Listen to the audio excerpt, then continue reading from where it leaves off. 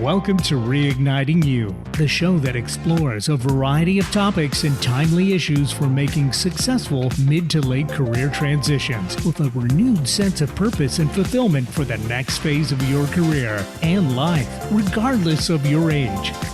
Now, here's your host, Lisa Downs. Welcome to Reigniting You, the show where we talk all things career transition for those age 40 plus. I'm Lisa Downs, Seattle-based career and retirement transition coach. Happy to be here with you today, and our producer, Eric. Hey, Eric, how are things today? Not too bad, not too bad. Well, we're already edging towards the end of October here. Yeah. Do you have big plans for Halloween at all? No, not really. Always take it easy. You know, we always walk that line between never knowing if we should get candy for trick-or-treaters or not. Same. So it seems like, Murphy's Law kicks in. So if we decide to go ahead and get candy, we get like 6 people. And then if we don't, we get people. And so we, lately we've just ignored it. And I think most of the kids in our housing development in Redmond or, in our neighborhood, I think their parents tend to take them to, like the local shopping centers and events and parties and that type of thing. So as opposed to the individual trick-or-treating. I'm seeing a lot of the trunk or treat kind of events happening, where it's like outdoors, keeping it very safe, I think, which is good. I think people probably feel a little more secure this year than last year taking the kids trick-or-treating. But I got to say, last year was kind of cool to see all the innovation with candy deliverance systems that my neighbors had with their various like candy shoots. I don't know if people were doing that in your neighborhood. Yeah, but not that we saw at our place, but I did see that just on the news, I think. Yeah, people being creative with candy delivery systems that they created and came up with, and PVC pipe and whatever else they use. Where there's a will, there's a way. That's right. Stringing paper towel rolls together and whatever to get the candy in there. But we'll probably just lay low and watch a movie or something. So we don't really do the same. Yeah, we have friends who live in Renton, and they in the past, at least pre-COVID, would do a pretty big Halloween bash every year, and they go all out with the costumes and the makeup and all, and we've just never really gotten into that. So it's not really our thing. But maybe next year when, hopefully COVID is behind us, we'll step out for a party. Yeah, we'll see. Maybe we'll be able to do that. But we've got another great show lined up for today. We do. It's kind of a party in a small way. It's our own little party. That's right. So we'll consider it that. But lots of treats for folks. That's right. So we can still have our own party and our own good time. So my guest today is author, community creator, and business consultant Tracy Warren. So we're excited to talk with Tracy in a little while. But first, though, are a few career-related stories from the last few days that you may have missed. Companies are getting creative with digital or virtual perks for their employees, with workers geographically scattered and the need to navigate virtual or hybrid work environments to boost morale and keep employees engaged, reports the Washington Post.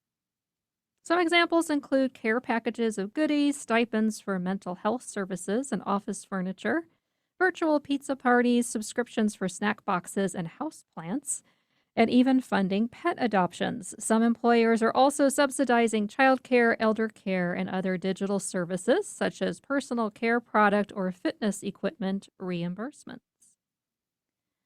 The Seattle Times reports that new unemployment claims in Washington state increased by 7.9% last week to 5,193, up from 4,814 the week before. Nationally, new initial unemployment claims decreased 10.9% to just under 300,000. The state percentage is still better than what it was at this time in 2019 before the pandemic, when they totaled 6,336 claims. Over 1.2 million people from Washington state have collected more than $2.4 billion in unemployment since last March, compared to an average of $1 billion paid out in each of the 2 previous years. So, Eric, thoughts on these first couple stories? Yeah, it sounds like some companies are making with the treats. Yeah, for the treat. Which is better than making with the tricks, That's right. Yeah. I think that's great. People kind of across the country, we're seeing more and more people kind of resigning or getting fed up with unfair Yep. treatment. So I feel like companies have to step up their game, and anything they can do to try and help people have a better life, I think, is important. Yeah, I think so. And, we are really seeing I think paying more attention to the mental health as Hmm. well as, because a lot of organizations and companies and for a while have had wellness programs. Yeah. And so it's things like smoking cessation and weight loss and, other programs like that, gym memberships and yoga classes and whatnot. Paying attention to the physical health, but I think now, the trend with COVID and everyone realizing how much we've suffered with our mental health, Yeah. with the isolation and the getting used to working virtually in a lot of cases, or, having job loss. And so, the focus, I think, on the mental health is now coming into play too with some of these things that are being provided. So it's good to see that some of this is being addressed, and that they are putting forth a lot of effort and getting creative with what they can do to attract and keep their people. I think it's pretty cool to help fund the pet adoptions too, because Yeah, those could be surprisingly expensive. they Well can. worth it, of course. It's well worth it if you can if you've got the space and time and bandwidth to bring a furry friend into your life, or you've already got furry Yep. friends.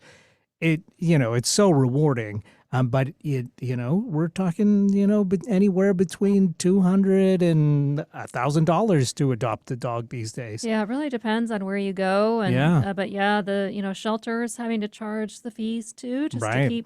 keep things running, Yeah. and they have their operational expenses as well, and yeah, we've lucked out with our kitties, so that we've had over time. So, well, when Chris and I first started dating and met and everything, he already had a cat. Her name was Sheila, and That's a cute name and for a cat. he found her, so she was a stray, and or a friend found her, Mm-hmm. and then Chris took her in when she was about a year old, and then the two that we've had most recently, we just got them from a couple of friends. One is Chris's former coworker who lived down in Yakima.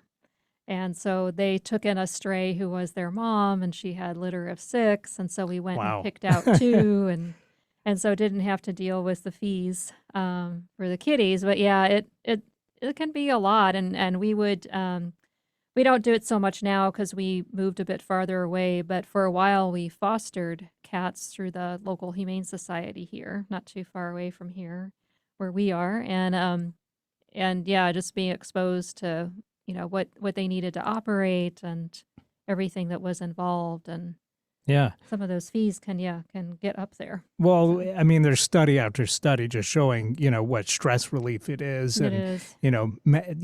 mentally enriching to have pets. So, Yeah, for I think sure. that's good. I do wonder how a virtual pizza party works, Yeah. and I'd also like to get in on that Yeah. because anytime a pizza Yeah. party happens, I Like, want to "Can be I get invited. free pizza That's right. delivered to me, please?" And I like I also thought it was interesting, the house plants. I hadn't heard of that yet. So getting a subscription or getting house plants delivered. That's smart too. So to just help with the environment and have it be more relaxing, and of course, having Cleaner plants air. around, Yeah. cleaner air, and that helps as well. So I thought that one was pretty interesting too. I hadn't heard of that yet. Yeah, that's a new one to me too, but Yeah. I know a few people that would be all about that. It's kind of amazing what these companies are coming up with too, for what you can subscribe to and get delivered to your house. Yeah, I wonder if they Yeah. have like, some of the bigger companies must have like a benefit officer or something Yeah. where it's their job to strategize these things, I Yeah. would think. Yep. Yeah, Yeah. for sure. And yeah, it's an interesting life. I'm sure these days the HR and benefits folks, and coming up with these things and what they can do to help with retain their folks. So Yeah, it's all good. It's kind of fun. I like it. Yeah, a couple other stories here as well. So millions of retirees will get a 5.9% boost in Social Security benefits for 2022, according to the Associated Press. This is the biggest cost of living adjustment in 39 years due to inflation as a result of the economic impact of the pandemic. This amounts to an extra $92 a month for the average retiree, making the average Social Security payment $1,657 a month next year. The increase affects the income for about 1 in 5 households across the country, about 70 million people total. And about half of seniors rely on Social Security for at least 50% of their income, and a quarter rely on it for all of their monthly income. As you may have seen, Facebook is paying a $4.75 million fine and up to $9.5 million to eligible victims to resolve the U.S. Justice Department's allegations that it discriminated against U.S. workers in favor of foreigners with special visas to fill high-paying jobs. Facebook also agreed to train its employees in anti-discrimination rules and to conduct more widespread advertising and recruitment for job opportunities in its permanent labor certification program, which allows an employer to hire a foreign worker to work permanently. The department's Civil Rights Division said the social network giant routinely refused to recruit, consider, or hire U.S. workers for positions it had reserved for temporary visa holders. So, Eric, thoughts on these? Well, I think the Social Security increase is long overdue. Yeah. I mean, they don't really keep up with cost of living too well. So it's important, because there's lots of seniors that unfortunately live in poverty because they only have Social Security. There's seniors that haven't quite reached, qualifying for, a decent amount of Social Security. Yeah. So anything to help, I think, is a very good thing. And, Facebook, boy, they're what do we say anymore about Facebook? It's been a rough road for them the last month or so, I think. It is, yeah. They have dug themselves some holes, let's just say. They have. Yeah. But they've got like all the money in the world. They do. So they do. I'm sure they can iron this stuff out if they want to. So, you kind of wonder about a lot of their business practices and things like that. And I know that, there can be the sometimes you hear the mantra of, well, there's, the skills gap and a lot of people here in the States don't have the skill set or aren't qualified, for a lot of the technical roles. And like, but, to me, the technical stuff is easily trainable, right? You can train that stuff. Imagine if they took that $14 million and spent it training Americans to do these jobs rather than paying it in fines. And now $14 million is nothing for them, I'm sure. So they don't think about it either way, probably. But if they were a little more proactive, it could be very beneficial. Yeah, it could be. And, to me, it's the technical skill set is the one that's easier to train as opposed to the people skills, right? So the people skills, the attitude, the culture fit, it's all of that is more of the squishy stuff that I think is a little bit harder for people to change their behavior patterns and thought processes and the habits of operating, how we communicate and operate that we've fallen into, where it's, but why not look for good fit, right? Look for a good fit with the culture, with the organization. Do they have the qualities and characteristics that you're looking for that would be a good fit? Yeah. And, what they bring in terms of their background and experience. And then, is it possible you can train on the coding or, whatever the technical stuff is? Exactly. But it's interesting. And they seem to be getting themselves in trouble pretty consistently here lately. So we'll see how that all pans out. Yeah. And with the Social Security piece, it's 39 years is a long time to not have a COLA increase. So right. Yeah, but that's good.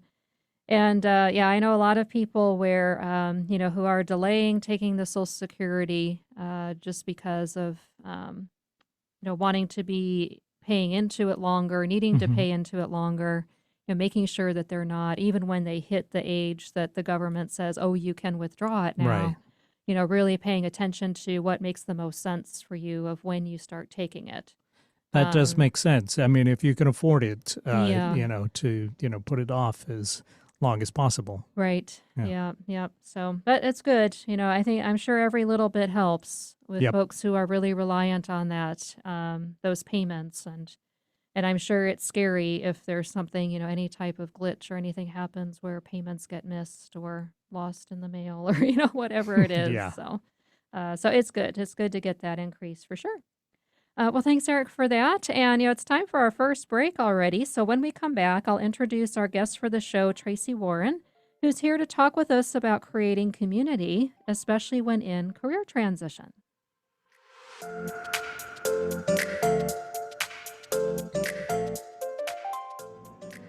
Are you feeling challenged or frustrated without a plan for what's next in your career and life? Are you seeing writings on the wall for needing to make a mid to late career change and don't know how or what to do? Coach Lisa Downs of New Aspect Coaching can guide you to what's next, providing a fresh perspective and supporting you to create a clear and compelling vision for your future and a plan to move forward. Call Lisa at 425-216-3015. That's 425-216-3015. New Aspect Coaching, fresh perspectives for your career.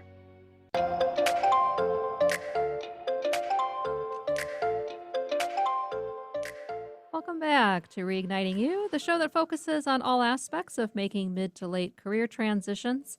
A note that you can catch the show Voices of Experience with host Paul Casey this Wednesday at 3 p.m. here on KIXI.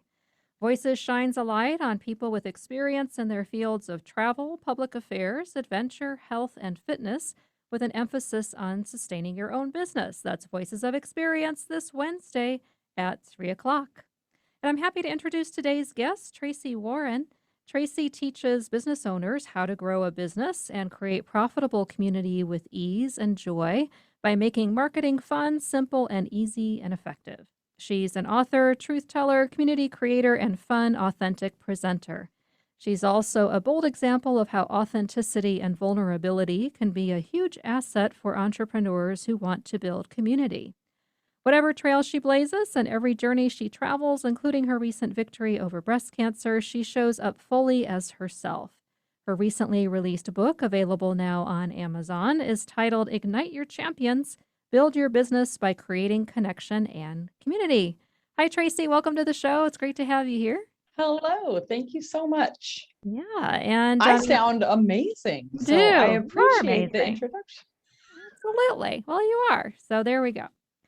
So I always like to start with guests, kind of a tradition here on the show, of learning more about your career journey and the path you've been on to date.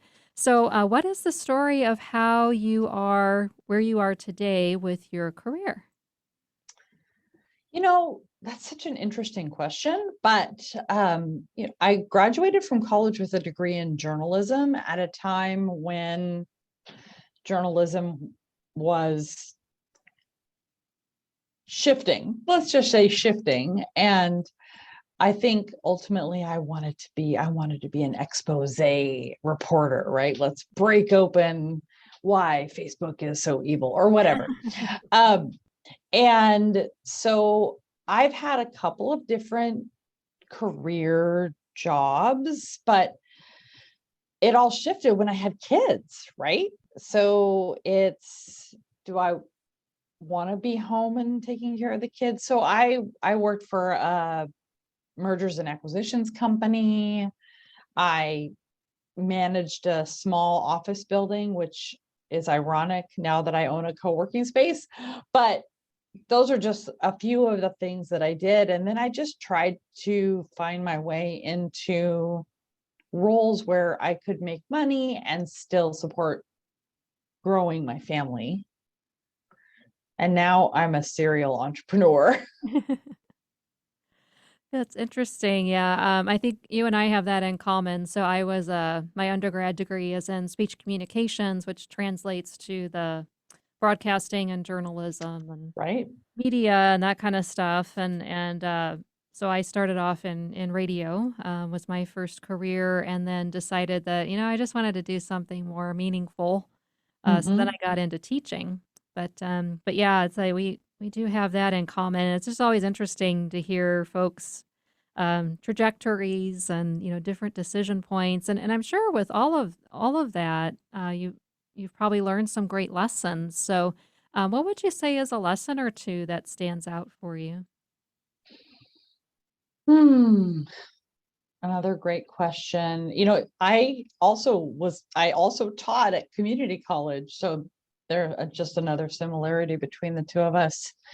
I think the biggest lesson for me has been knowing what I'm good at and what I'm not, and trying to find a place to fit in rather than trying to make them the opposite, right? Mhm. Like, so finding a role that is fits with all of my expertise rather than like trying to make my way in something that I'm not very good at. Yeah. So not trying to kind of force it, right, and jam yourself into something that's not Yes. necessarily a good fit. Yeah, for Yeah. sure. Good. What has helped you along the way to realize that? What's an example or experience that you had that really helped you realize that? Honestly, I think one of the biggest things that has helped me realize it is getting older and just being able to see it and recognize it. In so instead of putting myself in a box like, oh, this is the box that I fit in, finding other ways. So I think the older I get, the easier it is for me to recognize, oh, wait, no, I'm not good at that. Like, please do not hire me to be your bookkeeper because that would be disastrous for you and me. But it's just taken time and practice, right? Like Yeah. testing things and okay, maybe I am good at this, maybe I am not good at this. And I don't think that you can force any of that. I think it just takes time and experience. Yeah. Yeah. I think that's really the part of the beauty of getting older and Yes, embracing our age, right? As opposed to, wanting to push our age away. But, correct. yeah, how can we, embrace that? Because, yeah, I think to me, it's the richness of those life experiences that makes a big difference. And then, yeah, just, all those lessons and the learnings and, yep, like that, don't want to have that experience again. Kind of enjoyed Mhm. this. Yeah, I think that's so valuable. And maybe it's something about hitting our 50s. I seem to really notice it once I hit 50. I But think it started for me when I turned 40, 40, but yep. it just keeps getting better and better. I think so. Yeah, very cool. And when you've made different transitions, what would you say has also been helpful for you, whether it was particular decisions you made, roads you decided to go down, different actions you took, or people who supported you? I think the key for me has been the people, knowing who my people are, who to surround myself with, who to get advice from. I think that's been hugely helpful no matter what path I decided to go down. It's that I'm not doing it by myself because I have other people that I can count on. Yeah, that's great. And what were some avenues that you pursued to kind of find those people that you know, like, and trust, who you would go to for support? I think it's a lot of trial and error. I wish there was a formula for that, but I think you find people and you go, are these my people? And and and situations happen and challenges come up, and how do they deal with challenges and how do you deal with conflict together Yeah. and or not, right? I think it's just a matter of trying. Mhm. And that's so hard because it's hard when your heart gets broken or when someone betrays you get back up and try it again. But, you and I are of a certain age that we remember weebles, right? Weebles wobble, but they don't fall down.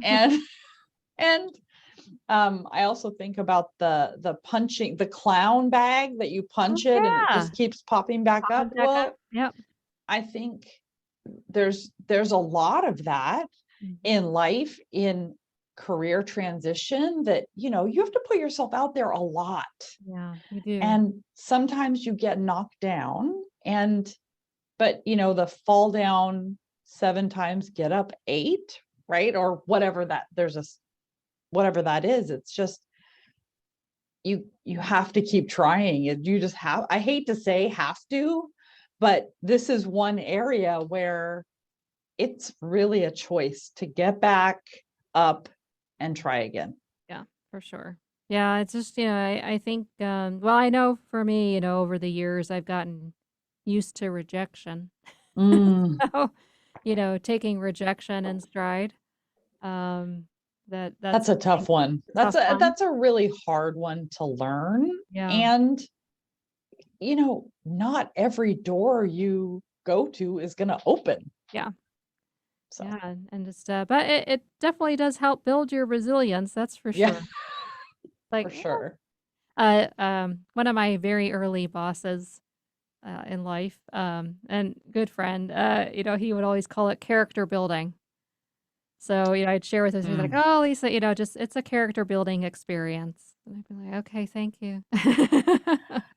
And my husband says, sometimes I think he said, sometimes he tells me that, I think you've got plenty of character. So I said, well, thanks, but it seems like I still have a lot to learn.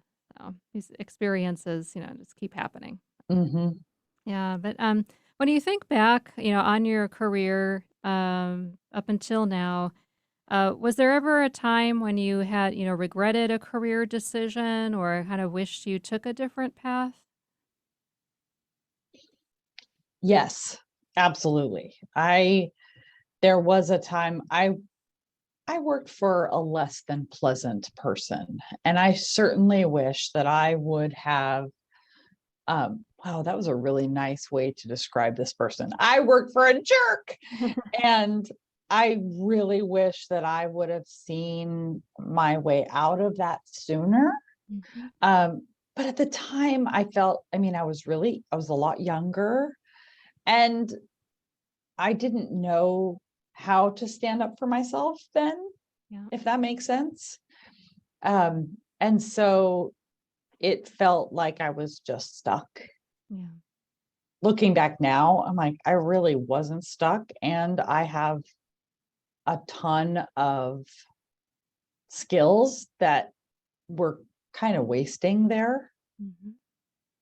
And now I'm sure, being able to recognize that much faster, just Oh, based on experience, right? Kind of going back to that life experience for sure. and For sure. interacting with so many people and being able to, have the radar going and, have that experience of reading people and yeah. I'm Yeah. sure. When someone shows you who they are, believe them the first time. Yep. Yeah. Yeah. That's a good lesson as well. And what recommendations do you have for people who are going through times of change and transition when it comes to staying positive, motivated? We touched on a bit about getting back up when you're knocked down, but just, persevering.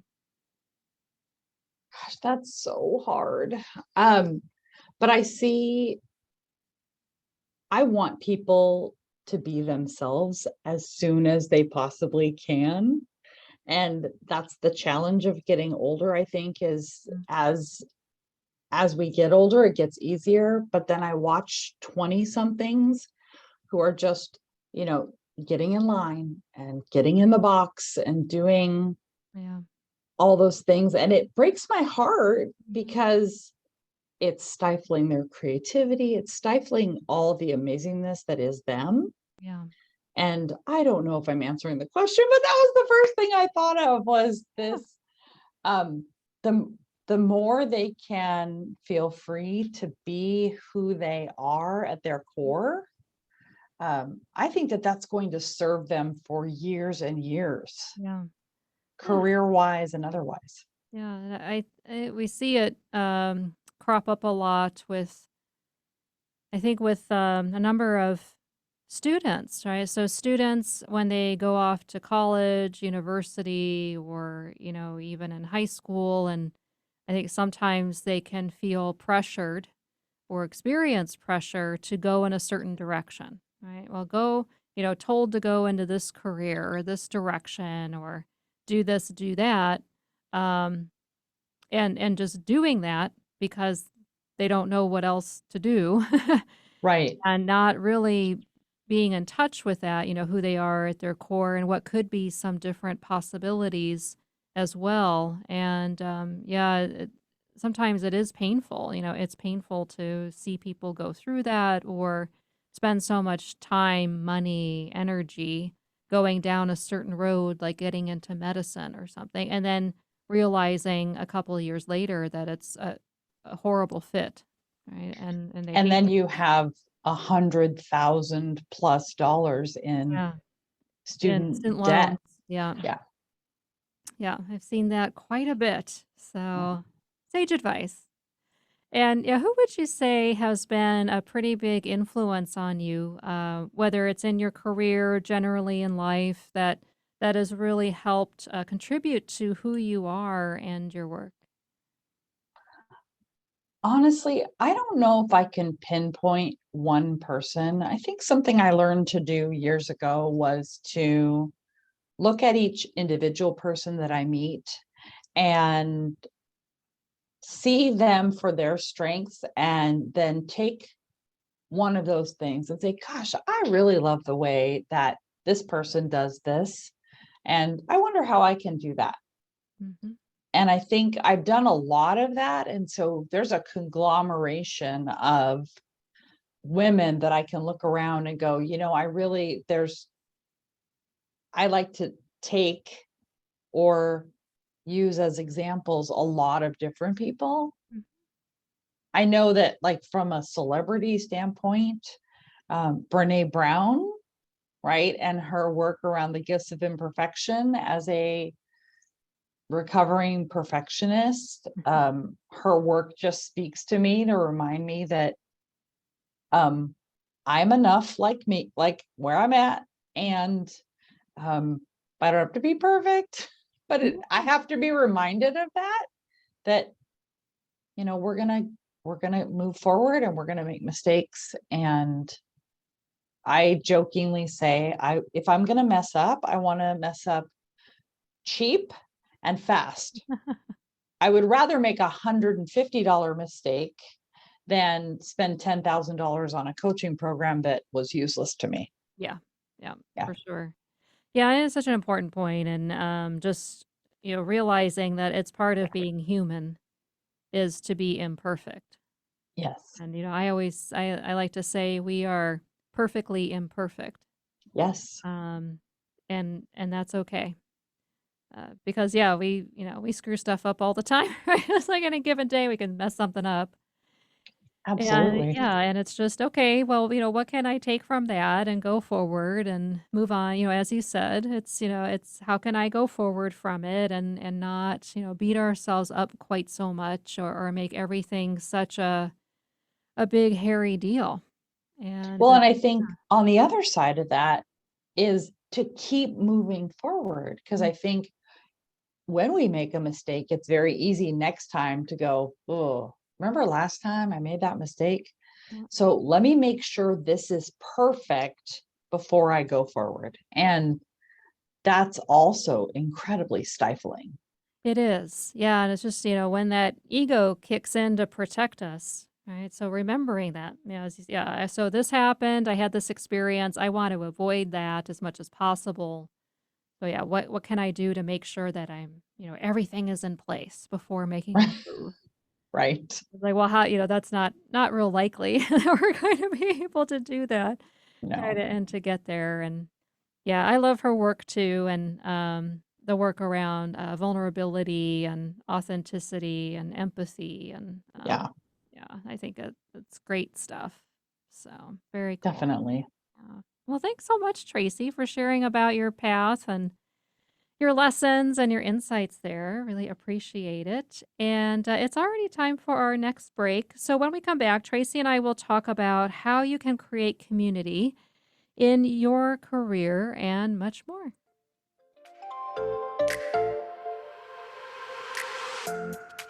Hi, I'm Lisa Downs, career and retirement transition coach and host of Reigniting You on KIXI.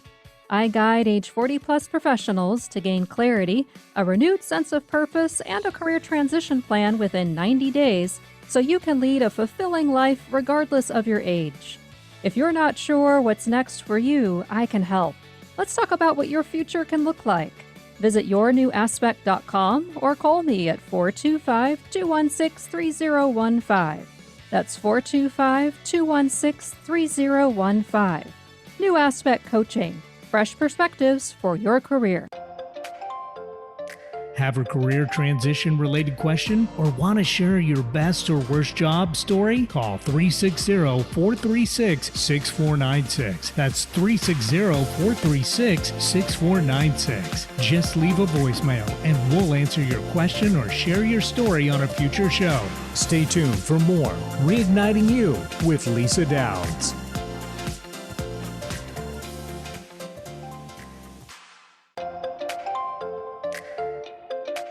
Welcome back to Reigniting You, the show that discusses timely issues and topics about career transitions for Gen Xers and Boomers. I'm your host, Lisa Downs. A reminder that if you'd like to get in touch, you can head on over to my website, yournewaspect.com. There you can sign up for my free Career Transition Tips weekly e-newsletter, as well as download and take my free Career Transition Readiness Quiz, or just drop me a note. Would love to hear from you. That's yournewaspect.com. And we're here with the author of the book, Ignite Your Champions, Build Your Business by Creating Connection and Community, and business consultant Tracy Warren. So Tracy, let's go ahead and dive back into our conversation.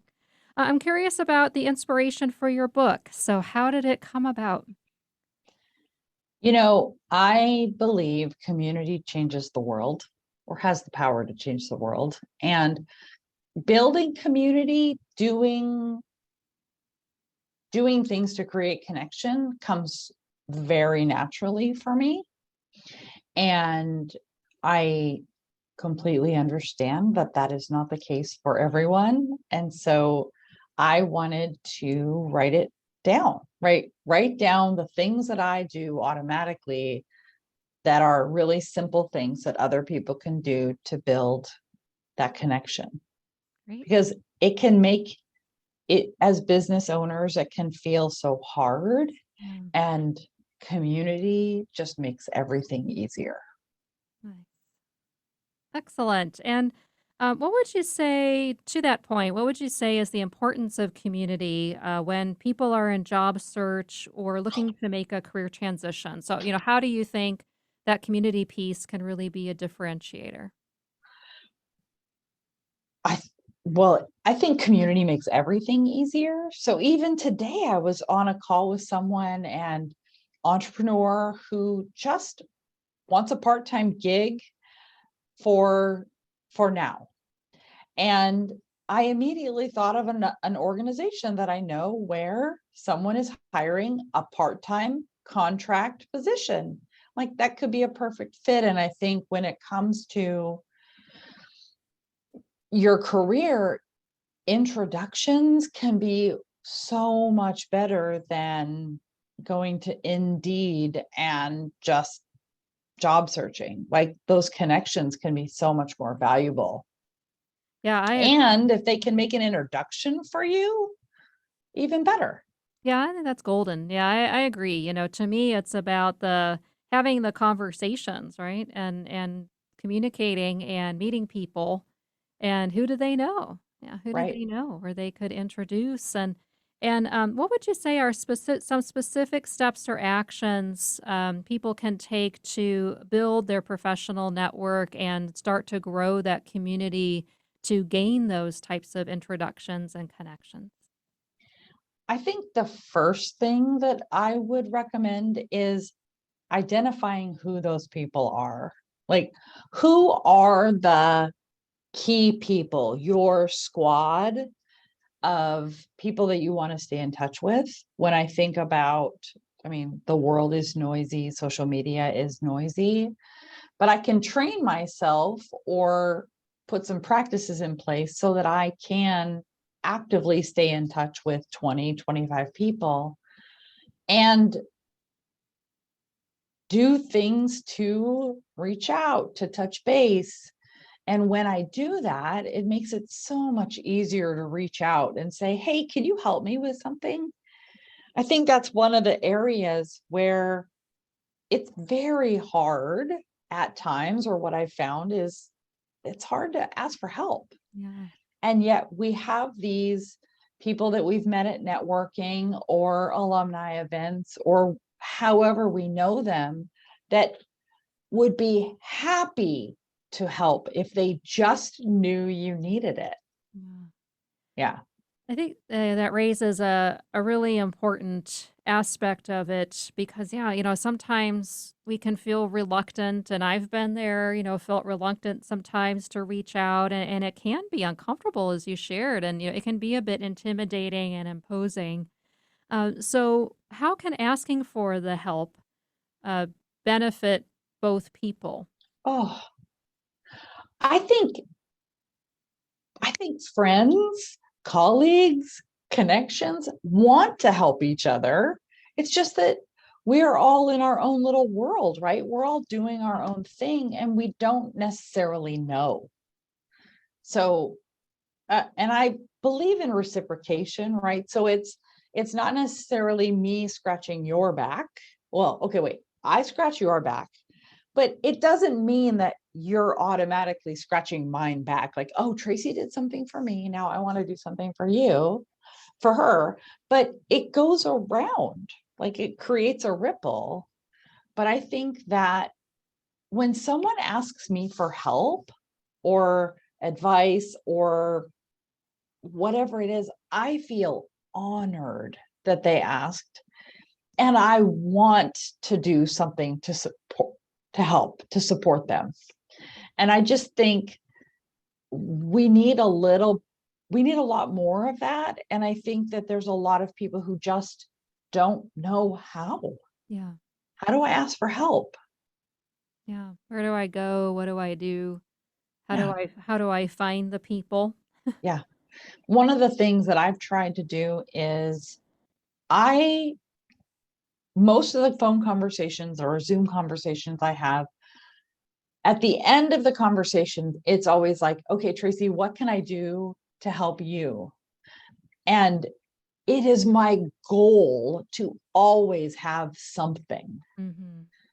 because no, I'm fine. I'm fine. I'm fine. I'm fine. No, we're not fine.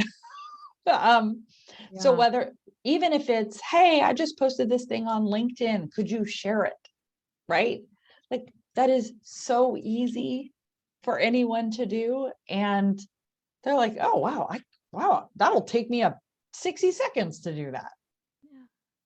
It's not like I'm asking anyone to come clean my house. Right. Yeah. Yeah. That's great.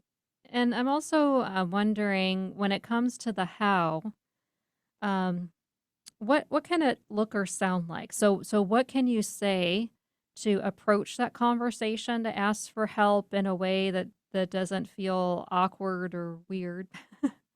Oh, what a great question. Because I just did this. So I just published my book.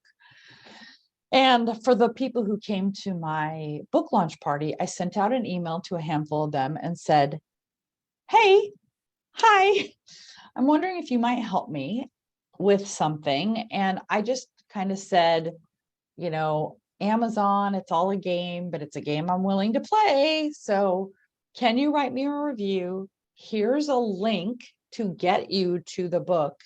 And then I close it out with, and if there's anything I can do to support you right now, please let me know. That it's not just about me. Yeah. Yeah. I kind of reminds me of that concept, kind of the giver's gain concept. Yes. Right? So Yes. it's to gain something, I also give something and, Yeah. make that offer. And as you said, it's reciprocity, but it's not the check the box, right? So, Right. Oh, yeah. and I mean, you may know people in your life who've been like that, where you know that they're keeping score. Or, yeah. And that feels terrible. This is not about keeping score. I often talk about making deposits in an emotional bank account. Mhm. And when I'm doing that with my whole heart, then it's easier to ask for help. And usually the help I'm asking for is fairly insignificant. I think most of us, like most of the things we need help with, are little 3-minute, 5-minute, 10-minute Yeah. projects. Projects. Yeah. Little things. And for sure. And, yeah, it seems as though, a big part of networking these days and building community is the social media aspect. And so, for those where the social media piece isn't necessarily someone's strong suit or favorite thing, what recommendations do you have for how they can engage with social media and have a bit of a networking strategy for that? Honestly, if you don't love it or if they don't love it, you can have just as much impact by being an active commenter rather than a content creator, right? If you spend 15 minutes a day on LinkedIn and you go comment, that makes you interesting because they're like, gosh, who is this Tracy person? And the nice thing specifically about LinkedIn is when you comment, it shows your picture and your name and a little bit of your headline. And so it can make people just as interested in you commenting. But in addition, the benefit of commenting is it creates a win-win, Mhm. especially on Facebook, as an example, because on a Facebook business page, if you comment, it tells the little math equation in the background, the algorithm, that this is valuable content, which means they deliver it to more people. Yeah. So it doesn't always have to be about content creation. Mhm. It can just be about engaging as a good business practice. I think that's a great point. Yeah, I think sometimes we put that pressure on ourselves too that, oh, to be out there, I have to come up with all these wonderful creative things to share and to post and to write and yeah, for, many folks it's not really a strength of theirs to Right. do the content creation, but we all have ideas and we all can get different ideas and respond to things just based on what we see and read and what someone shares. So, Absolutely. yeah, I think that's great. And how and with that, sometimes on social media or just generally, you can see posts or people participating in a way that I'll just say comes across as salesy or you know maybe inauthentic. But how can a job candidate or a networker come across as authentic? Because you still need to sell yourself in a way, but that doesn't feel like kind of that salesy, slimy type of feeling. Gosh, that is the $1 million question. I think, I'm going to breathe that one in for just a minute. I think for me, sometimes it's about being able to laugh at myself and my realness and my mistakes.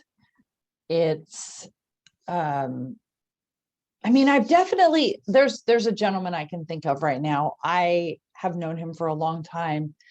And I think his personality is just kind of smarmy. And he's a great guy, but when you talk to him, it's like, oh my gosh, like turn it down a little bit. But it's him being authentic. And I think that's something I need to remember for myself. Yeah. Um, but another thing is just, well, you have to know your audience, know who you're talking to, and Oh gosh. I feel like you could do a whole podcast interview just about how do you be authentic in a Yeah. situation where you're meeting a stranger. But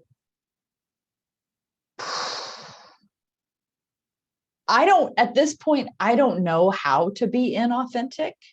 And so it's really hard for me to think about, okay, I'm going into a situation.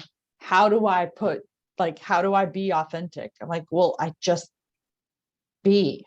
Yeah. So that's a tough question. Yeah. And it's just that, striking that balance and figuring out what is that for myself, what does that look like? Well, and I think too, if I come into a situation and I look like a buffoon, that's because that's who I am authentically. I need you to know that right away. Yeah. Right? I need to know that I'm okay like this for your company, as an example, right? Like if I stumble on my words, or if I laugh, if I snort when I laugh, like, great, you need to know that now. And I understand that when you're interviewing, it's like the absolute best version of you. And yes, and I want to know in the interview if I'm a good fit, not just am I checking off boxes on your little application form. Right. Yeah. Cool. Excellent recommendations. Great advice. So Tracy, last question for you is how can people find you if they'd like to buy the book or get in touch? They can find me. I'm on Facebook. I'm everywhere, but Facebook and Instagram is where I play the most. I'm at igniteyourchampions.com. And if anybody wanted to have a chat, they can go to chatwithtracy.com with an E. Cool. EY. But I would love to. I like to talk to people about what's going on and what's not. But more than anything, I love to make connections. So if you reach out to me and I can introduce you to somebody, I am absolutely going to do that for you. Excellent.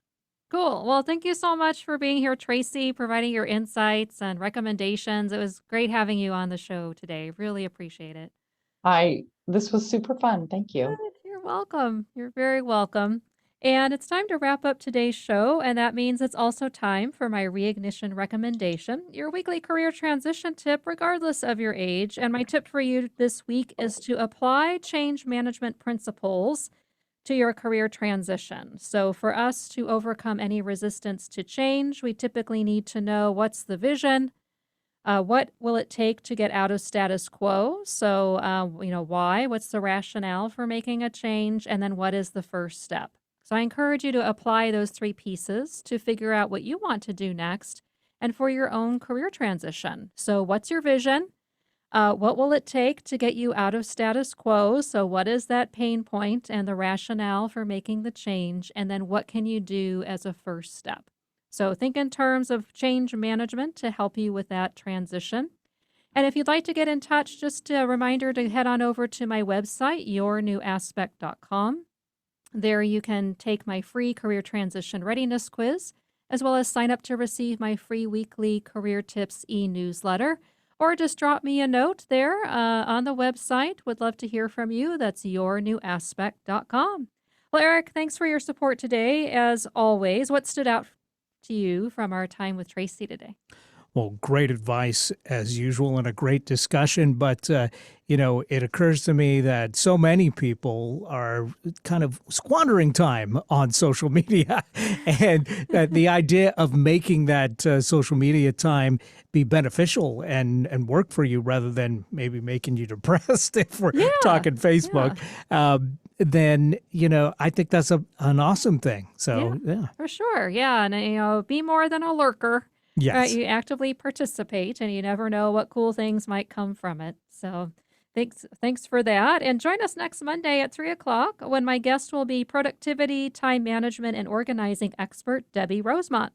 Thanks for listening. We'll talk to you next week on Reigniting You.